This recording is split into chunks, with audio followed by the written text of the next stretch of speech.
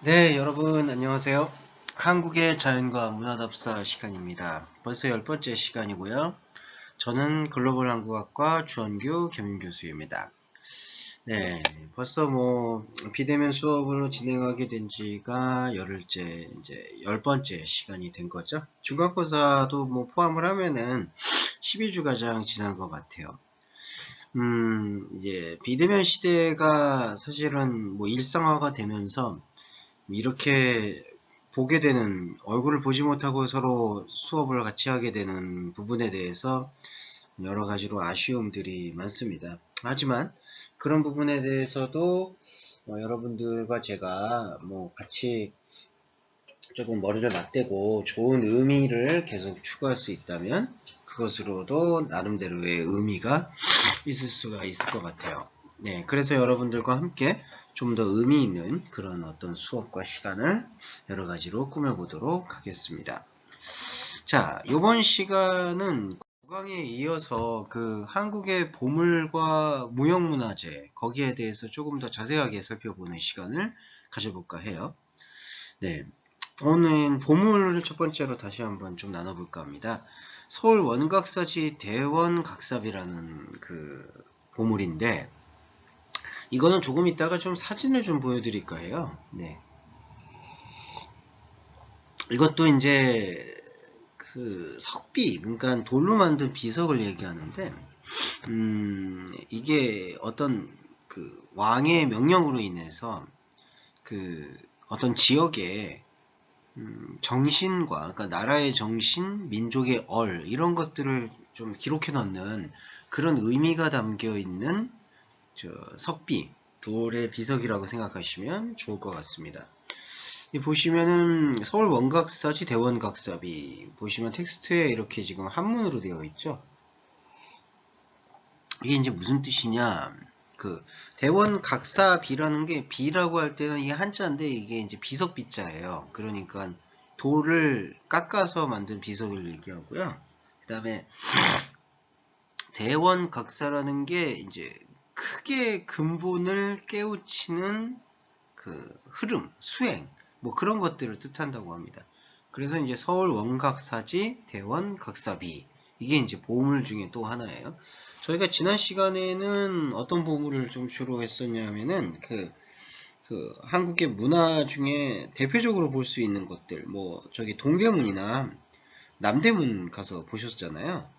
그걸 남대문이라 부르기도 하고 동대문으로 부르기도 하지만 또 한편으로는 저기 흐인지문, 숭례문 이렇게 부르죠. 그러니까 그 방향에 따른 문의 이름으로도 표현하기도 했고, 아니면은 그 나름대로 그 왕이 지은 어떤 이름 명령대로 이렇게 지었던 게 있었죠. 네, 그렇게 지난 시간에 살펴봤는데, 이번 시간에는 좀 더 좀 세부적이고 자세한 내용들로 찾아보도록 할게요. 서울 원각사지 대원각사비는 그 조선시대 아시죠? 이제 여러분 역사를 제가 간단히 설명을 드렸으니까, 한국의 역사는 그 대한민국, 한국으로 오기 전까지 이제 여러 연도에 걸쳐서의 나라가 변천사를 보이는데요.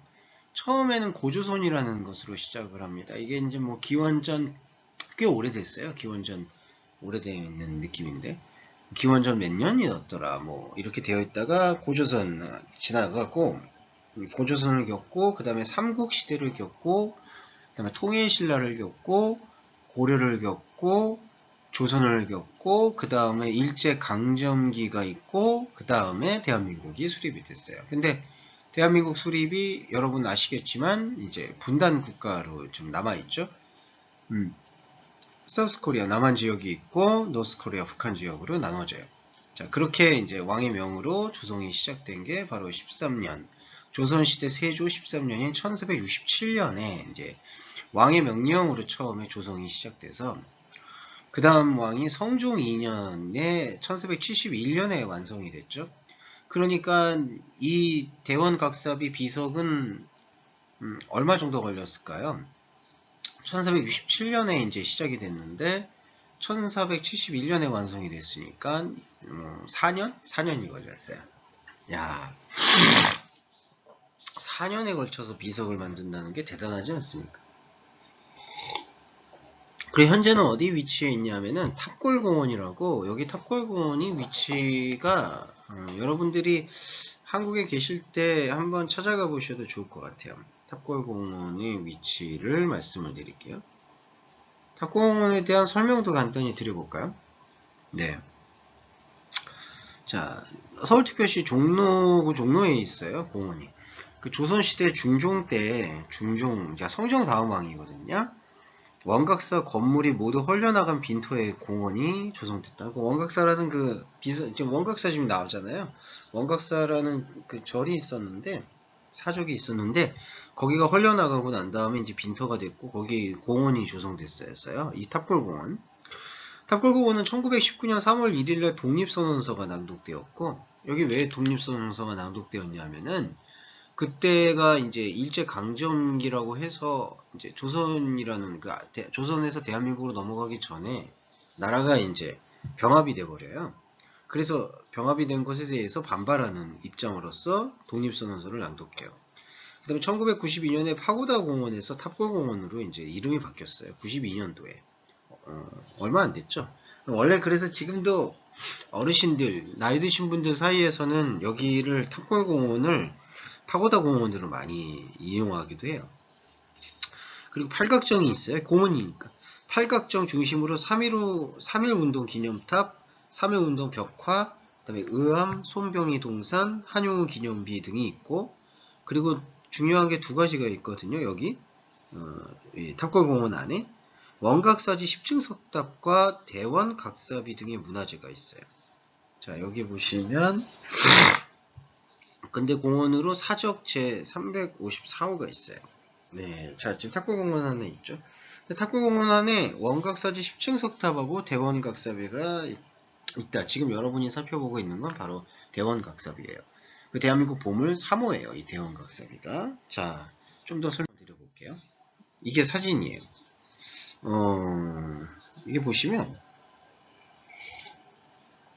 네, 이게 사진에 지금 뭔가 이름이 적혀 있어야 되는데, 뭐, 어떤, 비석에 이름이 적혀 있지는 않죠. 근데 위에 보시면은 다양한 어떤 문양을 기록해 놨어요. 뭐, 여러분, 캄보디아의 앙코르와트나 여러 어떤 사원들이나 종교시설들을 볼 때, 이렇게 비석처럼 아주 정교한 느낌으로 깎아내리는 모습을 볼 수가 있다. 확인해 볼 수가 있다. 이제 이런 것들이 유추가 될 것 같고요. 조금 더 볼게요. 서울 원각사지 대원각사비에 대해서 좀 더 이야기를 나눠보겠습니다. 자, 높이는 어느 정도냐면요. 아까 사진에서도 좀 봤지만 4.9m예요. 그러니까 상당히 높죠. 아주 높죠. 그 넓이가 1.3m. 높이가 훨씬 더 높아요. 이 4.9m, 5m에 가깝고, 너비가 1.3m, 그러니까 1m 중반 정도에 가깝고요. 볼게요. 조선의 7대 왕 중 세조가 있어요. 7대 왕, 7번째 왕입니다. 7번째 왕 세조가 원각사를 창건한 경위를 적어 세운 비석이다. 그러니까 세조가 원각사라는 사찰을 딱 채운 거죠. 그리고 나는 왕의 입장에서 나는 왜 이 원각사를 창건한 것일까? 이제 어떤 그러한 입장을 적은 거죠. 입장과 유래, 그걸 적은 게 비석이 바로 원각사비예요. 대원각사비. 그래서 당시에는 원래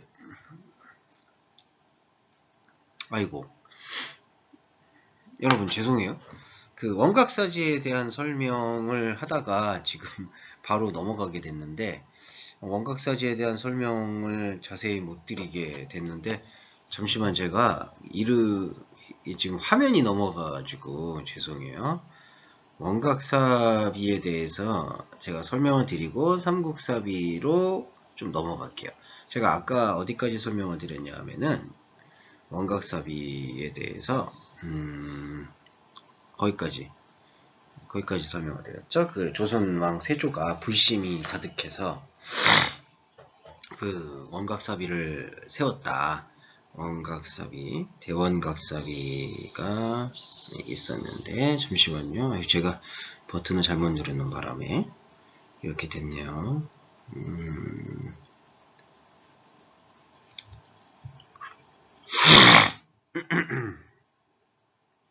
네. 자, 조선의 7대왕, 이거 원각사비 내용이에요. 지금 화면에 보시는 삼국사기는 좀 이따가 나누실 거는데, 여기 볼게요. 조선의 7대왕 세조가 원각사를 창관한 경위를 세운 비석이에요. 당시에는 조선시대에는 유교가 흥왕했음에도 불구하고 세조는 불심이, 그러니까 불교신자였던 것이죠. 그 다음에 양조 화암사에서 분신한 사리를 보고 감동하고, 사리가 이제 어떤 수행하시는 스님이 이제 정멸하실 때, 열반에 오르실 때 그 몸에 나오는 어떤 가루 같은 것들을 얘기하죠. 분신한 사리를 보고 감동하여 1465년, 그러니까 세조가 왕위에 즉위한 지 11년째, 흥복사 터에다 원각사를 지은 후, 그 다음에 1467년 세조 자신의 13년대 원각사지 10층 석탑을 먼저 완성해요. 그러니까 석비 먼저 완성하기 전에 연등회를 열고 낙성실 거행한 다음에, 그 다음에 이런 원각사가 지어지게 된 전후사정을 적은 비석을 조성하게 했다. 그래서 성종 2년에 완공했다. 그래서 4년 정도 걸렸다고 말씀을 드렸죠, 아까. 자, 세조가 그 역사책에서 왕들은 자신의 역사책을 기록하거든요.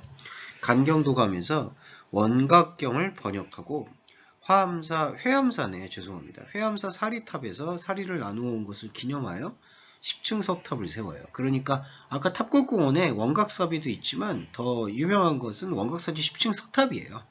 그 10층 석탑을 세운 뒤 그 내용을 새겼고, 세종과 예종 때까지는 백제를 원각사에서 지냈다. 이 백제라는 게 그 의식을 말하는 거예요. 불교 의식. 그런데 이게 어떻게 훼손됐냐면 연산군 10년에 가서는 왕의 명령으로 연산군이 이제 그 왕으로서 인정을 받지 못하고, 요즘 말로 말하면 이제 탄핵을 받았을 때 이렇게 종이나 조를 뒤에다 사용하지 않고 굴을 사용해요. 그래서 연산군이라고 표현하는 거예요. 그러니까 연산군도 조선의 어떤 왕위를 이어받은 사람은 맞았는데 제대로 된 왕위를 수행하지 못했다라고 평가해서 군이라고 사용하는 거죠. 연산군 10년에 왕의 명으로 이게 기생들이라는 게 뭐냐면은 관비라고 해서 술을 영을 도우는 여성들, 참 그런 일들이 있어서는 안 되지만 당시에 왕정 시대에는 이러한 기생들이 이제 되게 유행했었더라고 하더라고요. 10년의 왕의 명으로 기생들과 놀기 위하여 불상을 끌어내리고 공자의 입석을 세운 이후 쇠락하였고, 중종 때 원각사를 불태우면서 이제 내버려졌어요. 예, 이게 내버려졌었어요. 그 다음에 비명은 대원각사자비, 비명인 이 대원각사자비는 강희맹이라는 인물이 있었고, 비문은 김수원 성임이 있었어요. 뒷면에 추기는 서거정 정난종이 있었어요. 그리고 역사적 가치는 이래요. 조선 전기에 세련된 조각미의 극치를 보여주는 작품입니다. 조각미가 아주 화려하죠. 한국 조형사에 있어서도, 그러니까 미학적으로도 중요한 자질을 차지하는 작품이 바로 대원각사자비, 이렇게 볼 수 있어요. 조선 전기 화려하게 꽃피었던 불교 문화에 대해서도 유추해 볼 수 있다. 그러니까 조선은 전기까지는 이렇게 불교가 화려하게 융성했다가 그 중기로 넘어가면서부터 중국의 성리학이 바탕이 돼서 본격적으로 이제 유교 문화가, 성리학을 바탕으로 한 유교 문화가 이제 돌입하게 된 것 같아요. 그렇게 이제 할 수 있는 어떤 흐름이라고 보시면 되겠습니다. 자, 거기까지가 이 텍스트가 좀 넘어가긴 했지만 그 대원각사비 보물에 대한, 보물제 3호에 대한 얘기였고, 자, 이번에는 삼국사기에 대해서 한번 얘기를 좀 해볼게요. 자, 보물로서 삼국사기는 어떤 거냐 이거예요. 한국사에서 내용 전체가 현대까지 전하는 역사서 중에 가장 오래된 역사책이다. 그러니까 아주 옛날 한국사로 얘기할 때에는 삼국시대 이전까지는 참 찾아볼 수 있는 역사책이, 제대로 된 역사책이 거의가 없다고는 아니라 아예 없다고 봐도 과언이 아니죠. 그랬는데 한국사의 내용의 어떤 전체적인 흐름을 포괄적으로 살펴볼 수 있는 역사서 중에 가장 공인되고 가장 세밀하게 볼 수 있는 역사책이 바로 이 삼국사기다. 그렇게 돼 있어요. 그리고 화랑세기라는 게 또 있는데, 화랑세기가 이제 원본이 아니라 필사본이 있어요. 근데 이게 이제 위작이라는 그 학문학자들의 그 논의가 많아요. 위작이라는 것은 그 원본이 아니라, 그리고 원래 있는 작품이 아니라 조금은 가필되고 편집된 것이다. 누군가가 다르게 쓴 것이다. 라는 그러한 어떤 의심을 받는 작품이에요. 그래서 화랑세기가 만약에 위작이라고 판단한다면 현존하는 국내 사료 중에 또한 가장 오래된 역사서라고 보시면 될 것 같아요. 그러니까 역사책 중에 가장 삼국사기는 오래됐다. 그리고 또 하나의 또 특징은 현존하는 삼국시대, 그러니까 아까 제가 이제 시대 구분 말씀드렸을 때 고조선, 삼국시대, 통일신라 이런 식으로 넘어간다고 했을 때 이 삼국사기는 현존하는 삼국시대 관련 사료 중에서 가장 분량이 많기도 해요. 그러니까 삼국사기가 갖고 있는 위상은 이렇죠. 현대까지 전하는 역사서 중에 가장 오래됐고, 네, 화랑색이 필사본이 위작으로 판단되는 게 맞다면 현존하는 국내 사료 중에서는 또한 가장 오래됐고, 또 하나 현존하는 삼국시대 관련 사료 중에서는 가장 분량이 많다. 이게 삼국사기예요. 그리고 이제 이련이라는 학자가 썼던 삼국유사와 더불어 삼국시대 연구를 위해서는 이 삼국사기는 절대로 빠질 수 없는 필수 사료로 통해요. 그러니까 우리가 역사를 연구할 때 고대나 과거의 역사 사료집들을 바탕으로 이제 그 시대의 문화나 정치를 유추하게 되잖아요. 그런 어떤 정치나 문화적 흐름을 유추하게 되는 데 있어서 가장 중요하게 취급되는 그 역사책이 바로 이 삼국사기다. 그렇게 생각하시면 좋을 것 같아요. 삼국사기의 역사적 움직임이 바로 여기에 이렇게 나타났죠. 그리고 이제 고려 인종왕, 이제 아까는 조선시대 왕을 얘기했고 지금은 고려시대 왕이에요. 고려시대 인종의 명령에 의하여 고려 왕조가 국가적으로 지원해서 1145년에 이 편찬 책임자, 그러니까 역사책을 기록하게 될 때에는 그 역사적 의식의 안목이 있는 이제 역사적 의식의 안목이 있는 사람을 내세워서 거기에 걸맞는 역사책을 기록하게 만드는 전통이 있는 거죠. 그러한 전통에서 역사적 편찬 책임자로 김부식이라는 인물이 있어요. 이게 이제 한자에 능통하고 역사를 어떤 인식하고 그 흐름을 기록하는데 탁월한 회원이 있는 학자였던 것으로 알려져 있죠. 이게 이제 1145년에 김부식이라는 인물, 그리고 그의 보조 역할을 담당하는 참고가 뭐냐면은 자문위원 같은 거예요. 요즘으로 말하면 이제 옆에서 이제 어떤 의견을 제시해주고 코멘트를 제시해줘서 그 코멘트와 의견을 이 직접 지필에 반영하는 그러한 역할을 해주는 사람들. 그게 참고 8명. 그리고 행정사무를 전담한 관구 2명. 총 11명이 편찬한 관천 역사서다. 관천 역사서는 뭐냐면은 관이 편찬했다는 뜻이에요. 관이라는 하면은 이제 조정, 그러니까 중앙정부.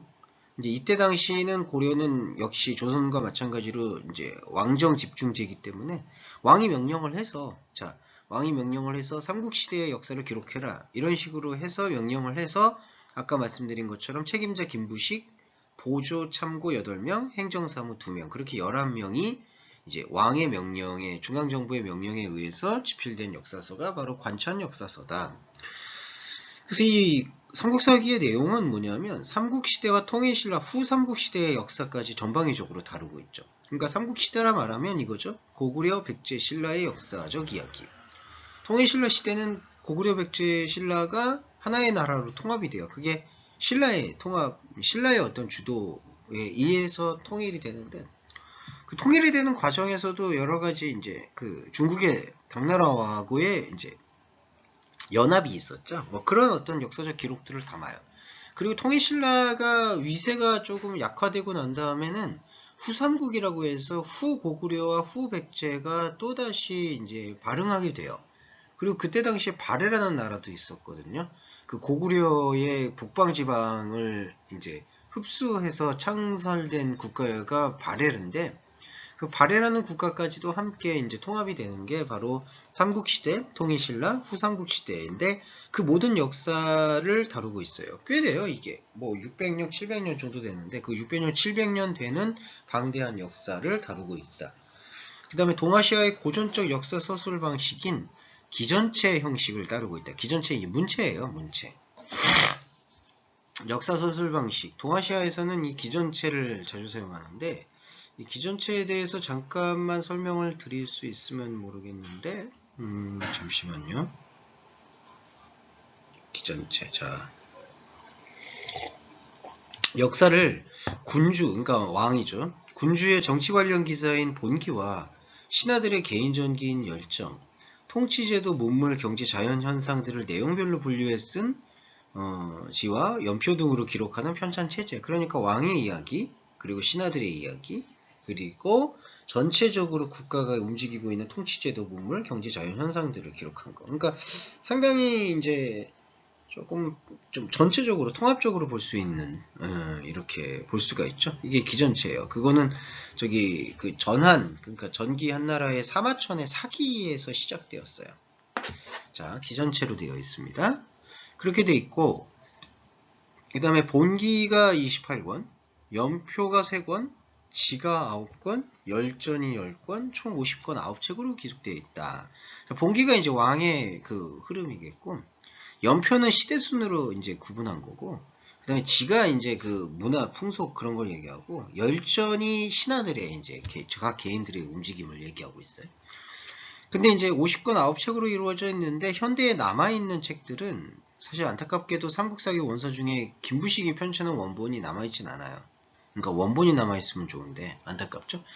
근데 그 중에서 이제 가장 오래된 원서가 뭐가 있냐면은 김부식이 편찬한 원본은 없고 이제 아까 말씀드렸던 그 보조 역할을 했던 뭐 참고나 광구들이 이제 집필을 했는데 가장 오래된 원서가 보물 722호 성안본으로 이것도 보물이에요.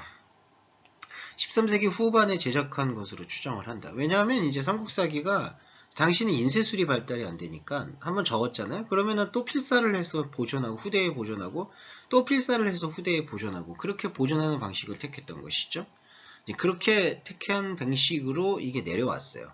그랬는데 가장 오래된 원서를 보자면 이제 13세기 후반에 보물 722호 성안본으로 이제 알려져 있다.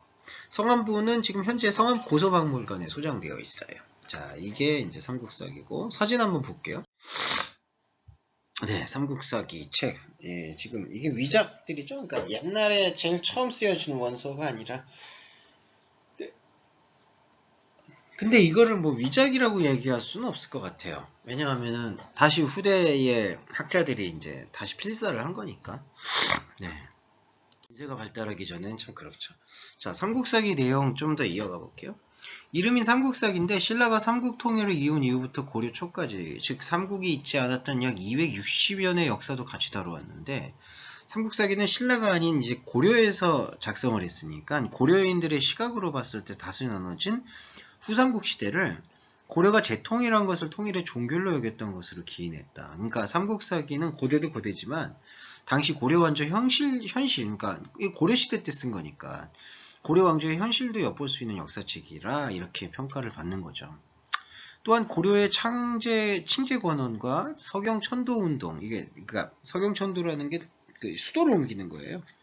천도 운동을 하였던 묘청일파를 반대하고 몸서 묘청일파를 숙청한 김부식이 사직하고 집필한 사서로 자주성이 약한 시각에서의 사관이라는 점에서 사실은 이제 식민사관론 그러니까 민족주의 사관으로부터 이 삼국사기가 사실은 어떤 주체적인 역사적 관점에서 기록된 건 아니지 않냐라는 비판을 받기도 한 중국 역사서이기도 해요. 그리고 이제 또 보면 중국 사서의 내용을 그대로 적은 부분이 다수라는 점에서 이런 비판이 나왔고 근데 이런 걸 좀 방어적으로 표현을 하자면 이미 삼국시대로부터 수백 년이 지난 시기였으니 김부식 시대에는 이미 국내 사료가 많이 부족해진 상태라는 어쩔 수 없는 현실 그리고 당시 사회상을 감안한다면 김부식이 오히려 좀 민족주의적으로 기록했다라는 의견도 있어요. 자, 여기가 이제 보물 삼국사기고 그 다음에 이제 김홍도라는 화가가 있어요. 조선 후기 화가. 김홍도가 그린 풍속화. 그러니까 풍속화라는 게 이렇게 대중의 삶을 다뤄놓은 화첩이에요. 풍속화 25점을 모아놓은 화첩이고 보물 527호에 되어 있어요. 그리고 국립중앙박물관. 그러니까 한국에서 나라가 지정된 박물관에 이제 소장되어 있는 보물이에요. 그림을 보시면 무동, 그러니까 이제 이렇게 흥겹게 춤을 추고 노는 그 그림이에요. 김홍도 작품 중에 하나고 풍속화입니다. 되게 일상의 삶을 많이 그리고 있죠. 자, 김홍도에 대한 소개 간단히 드릴게요. 조선 후기 화가고요. 풍속화는 뭐냐면 종이에 먹이라는 재료로 채색을 해서 그렸는데 크기가 가로 22.4, 세로 26.6 정도로 아주 이제 작아요. 그리고 제목들도 소박해요. 씨름, 대장간, 글방같이 서민사회의 일상생활과 생업종사하는 이들의 구수하고 있을스러운 표현된 그림들이 가끔 담겨 있어요. 그리고 서민들의 생활감정, 한국적 웃음을 잘 표현하고 있어요. 그리고 풍속가들은 활기차게 돌아가는 서민들의 일상생활의 사실성, 사회성을 생명으로 삼았고 서민의 일상생활을 주제로 해서 그 사회상을 엿볼 수 있는 아주 중요한 역사적 사료적 가치도 갖고 있다. 여기까지가 이제 김홍도까지 살펴볼 수 있는 보물들의 태도였죠. 자, 좀 쉬었다가 두 번째 시간에 다시 뵙겠습니다.